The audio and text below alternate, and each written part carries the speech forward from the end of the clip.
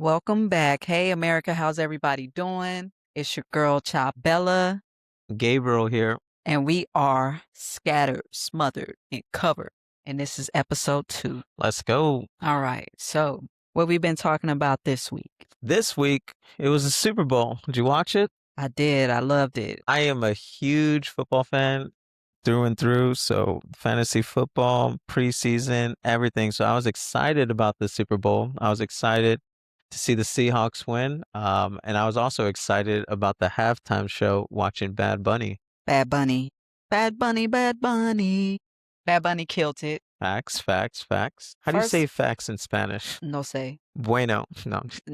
Pero muy bueno equals very good. Very good. Right? So, that's just a little Espanol 101. But I will say, I'm gonna put Bad Bunny in the lane with Kendrick Lamar and Beyonce when it comes to putting thought into their creations. And he was very thoughtful about this. He did his research on this, and I very much appreciated it. So the first thing that caught me immediately was my boy starting off in the sugarcane fields. Yeah, that went hard. Okay. The sugarcane fields are the same thing as the cotton fields here in America. Our ancestors share the same ancestors. It's just the difference is a boat ride. Some went north, some went south. Okay. So, that alone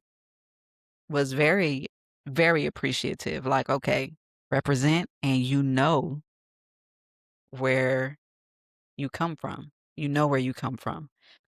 I also enjoyed, him getting into the whole power grid and having the workers on the power line, the way that they have struggled with their power due to hurricanes and bad infrastructure, oligarchs taking advantage. It's somebody owns the power company in Puerto Rico, and whether they have power or not, this person still collects the money. And it's been times that Puerto Rico has gone without power for months upon months. Man, I can't even imagine that, spending time without power, but also monopolizing power in a country for your own benefit, your own pockets. And so it was, just like you said, really cool to see Bad Bunny highlight that and taking so much time in his craft and his performance and like what he was going to show to the world.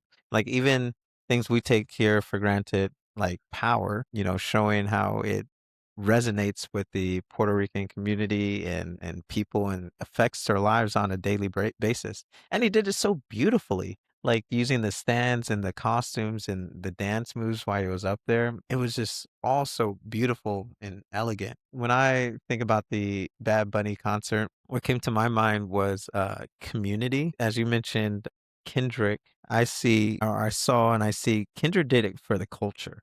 Like he was highlighting the culture, representing the culture on the greatest stage. And when I think about Bad Bunny, I think about community. He did it for the community. Speaking of the sugarcane fields, stepping out of the sugarcane fields, it felt like you were stepping into the streets of their lives. You had the old people playing dominoes, you had the ladies at the nail salon, you had the kids running around, you had the wedding and the house parties. Like everything felt so intimate and community related. It was beautiful. Yeah. I didn't understand a word he said, but that's because it's on me. I spent 4 years in Spanish, didn't learn anything, but that's on me. Like even if I didn't understand what he said, his vibes, his representation, all of it was just simply beautiful and elegant and amazing. Like I really enjoyed it. I did too. I didn't understand a lot of it, and a lot of people didn't understand a lot of it. A lot of people were complaining because they couldn't understand, you know, the language. But if you opened your eyes and you paid attention, you could visually understand what he was saying. You could feel what he was saying. Then I didn't need any language to understand what he was trying to convey to the world. And that is that we are one. We are one. We have to work together in order to see a better place, period. We have to be united. And like he said, love is the only thing that's greater than hate. And there's a lot of hate going on right now. So we have to come together and love each other and work with each other.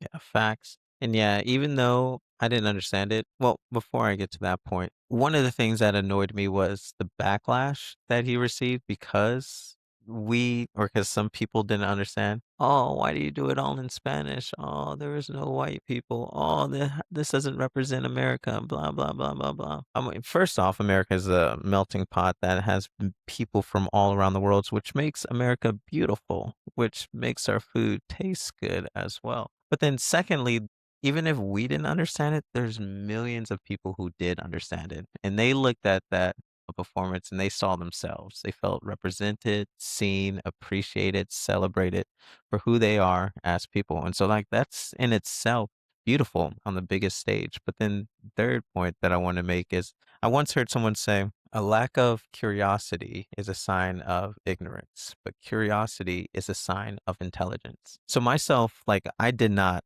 understand the language. And when I first watched it, I missed so many of the different references. And I was like, why did he highlight that house or those people? Or what is he trying to communicate here? And because I didn't understand it, it led me to go and do some research on it and try to figure out, okay, what is he saying with his visuals and the people around him? And it's beautiful how he brought the community into in all the little Easter eggs. And so, for instance, some of the things highlighted was just the older people playing dominoes, just showing how, like on the streets of Puerto Rico, if you go walking around, it's what you see, or the ladies at the nail salon. That's where community happens and conversations, and highlighting the real life eating establishments. I forget the names specifically, but one from Los Angeles and one from New York. I think one of my Tonitas. Tonitas. Yeah, shout out Yes. to Tonitas. Next time I'm in New York, I'm hitting up Tonitas. But then the one that stood out to me the most was his jersey 64 and why he wore 64. And, just doing research on it, one perspective, I believe both representations are true. He was born in 1964. Okay, yeah. So one of the Easter eggs uh, that stood out to me was why he wore the jersey 64. So he had an uncle who was born in 1964, and his uncle always wanted to come to the Super Bowl with them, but he passed away before he had the opportunity to go to the Super Bowl. But then another reason why he wore the jersey 64 is because after Hurricane Maria happened in 2017, for months, official records said only 64 people died. Only 64 people died. And after backlash and crying out and like showing the devastation of the hurricane, months later, it was revised that 2,975 people died. And so It's a of big that number of 64 to 2,975, like that is a big difference, just highlighting how Puerto Rico at times is overlooked or not cared about. Or it's like, hey, it's not that bad. Only 64 people died. Like, no, like this hurricane devastated the island. But just like Bad Bunny showed in his performance, Puerto Ricans, once they fall down, they get back up, dust themselves off, they come together and they get back up. every time. Also, there's different interpretations of it, but when he gave the kid the Grammy, a lot of people say that that was him giving the Grammy to the younger version of himself, symbolizing that dreams do come true. And then they also said that it was him giving it to, the kids who have been locked up, Oh, Liam, and yeah. put in the concentration camps, you Yeah. know? Yeah, Liam, the 5-year-old who was detained by ICE. I mean, there is a canny resemblance between both of those kids. And that's one of the things about his performance, in my opinion, that was so beautiful is that he was able to speak volumes and speak loudly against like all the injustice he sees in America and ICE and the administration, but he never said it outright. But through his visuals and his symbolism, he showed it. And like it's not hard to pick up on, but also it's so beautiful and filled with love and how he did it. Like just simply offering a Grammy to a little kid just speaking volumes on and speaking life into the next generation too, like, Yeah. and speaking love into the next generation. Like, every bit of his performance was I think I enjoyed the performance more after it happened Mhm. than watching it real time. Yeah. I had to watch it a few times. I got, the gist of what he was saying the first time I watched it, but after I watched it a few more times, I picked up on more, and even the things that I might have been a little unsure about the first time I watched it, I researched it. I saw other people's take on it, and it was confirmation, that Yeah, when I watched it for the first time, he had that monologue at the end where he was just, speaking in Spanish, and, I texted my friend, and I was like, "Hey, what is he saying at the end?" It turns out he was just naming the countries. oh yeah, Just he named all the countries in the Americas. yeah, and I was just like, "Oh, I thought he was giving." That's how bad my Spanish is. Nah, I he thought he he was giving a little speech at the end. yeah, he named all of the countries. They were all represented. I loved how he had the flags for all of them, and everybody who watched saw a piece of Yeah, themselves in this performance. yeah. The people who didn't get that, the people who went and watched Tipusa, but actually, y'all didn't watch Tipusa. Nobody Y'all actually didn't go and watched watch that. Tipusa No. because you were able to be outraged, which means that you watched that performance. You watched Benito. You watched the Benito Bowl, right? Before we get to T Pusa, I do want to say, going back to Bad Bunny, it was really, really, really cool that he highlighted those countries because, I travel the world, you travel the world. It's ridiculous that we say, yeah, we're from America, thinking the United States of America is the only country in America. No, like, there are many countries that represent America, North and South America. And so it's like sense of arrogance and pride to say, "Oh yeah, I'm from America." And like I like how he just showed, no, we are all America, Brazil, Chile, Cuba, Puerto Rico, and Mexico, United States, Canada, like all of us, El Honduras, Salvador, yes, Nicaragua, Dominican Argentina. Republic, Let's Cuba. go. So many different cultures and foods and people are represented in that. And so shout out to Bad Bunny. Shout out to that Super Bowl performance. Shout out to the whole Latin Unity. American community. That was exciting and awesome. And thank you for giving us the opportunity to see inside of your community and your culture. And also blessing us with delicious food. Muchas gracias. Now to T Pussa. But yeah, now back to Tipusa. First off, y'all couldn't even give a live performance. Y'all didn't give a live performance. It was recorded. It was recorded and y'all paid 200 people to sit and watch that performance. Oh man, I'm sorry for those 200 people. They had to sit through Stale Rock. I mean Mm. Kid Rock. But I did see he did a cool little trick. He did a mic flick, like a little woo. That's so talented. Thank you. So talented. Thank you. But but yeah, they claim you guys had 6 million streams, but the chat wasn't moving. That just wasn't true. Did you watch the whole performance of T Pusa? Absolutely not. Me neither. Absolutely not. But I will say that they didn't watch it. They Nope. didn't watch the performance. They came right on over. They watched Benito. They complained.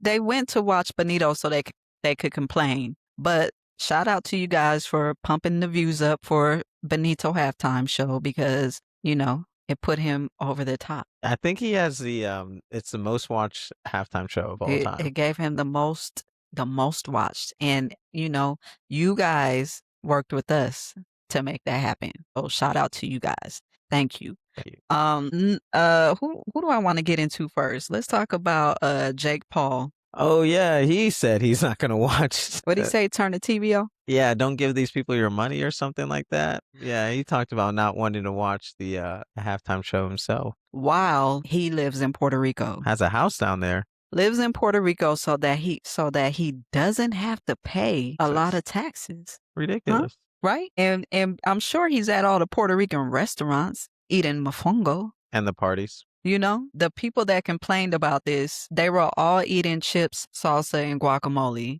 while complaining about Bad Bunny performing in Espanol. I guarantee you, because that's like the number one That's the number one snack at the, halftimes, you know what I'm saying? Besides Chips wings, you gonna have some chips and and salsa salsa with some with guacamole, some guacamole, you know what I'm maybe saying? some queso as well. You know, queso.